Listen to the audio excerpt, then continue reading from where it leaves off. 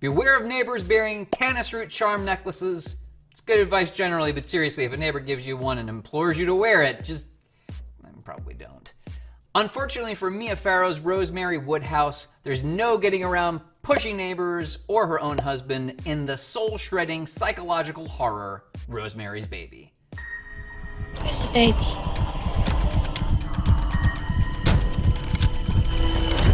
It's like a wire inside me getting tighter and tighter. Adapted from the book by Ira Levin, this is one of the creepiest and most unsettling viewing experiences of all time. It recently turned 50, having debuted on June 12th, 1968. Can we summarize this horrific gem in 2 minutes or less? Probably not, but that's never stopped us before. And if we fail, we'll just walk into New York City traffic without any kind of safeguard or permit, just like the director had Mia Farrow do for one of her scenes. Yes, that really happened. Let's see if we can bring this baby to term. Start the clock.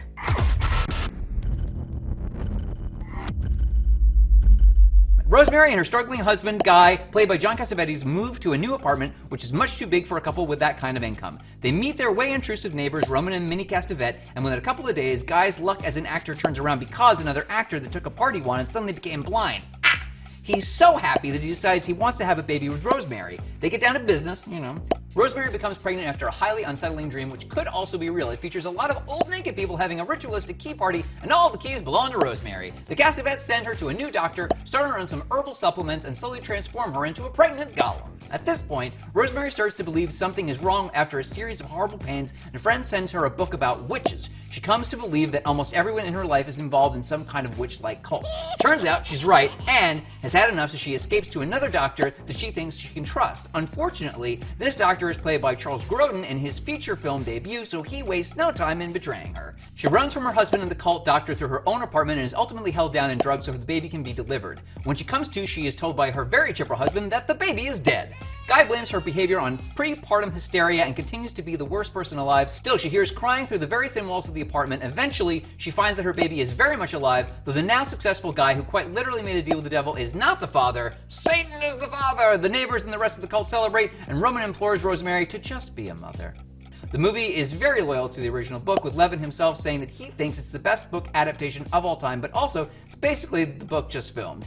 It earned critical raves as well as a couple of Academy Awards. Ruth Gordon took home Supporting Actress for her role as Minnie, and it also won Best Screenplay. Various sequels and remakes have been attempted over the years, the latest featuring Zoe Saldana in a 2014 miniseries, but none have had the impact of the original. It's an unrelenting freak show that's scary and frustrating to watch. It is an all-too-real portrayal of how nobody ever believes a woman who is truly suffering in mind, body, and soul.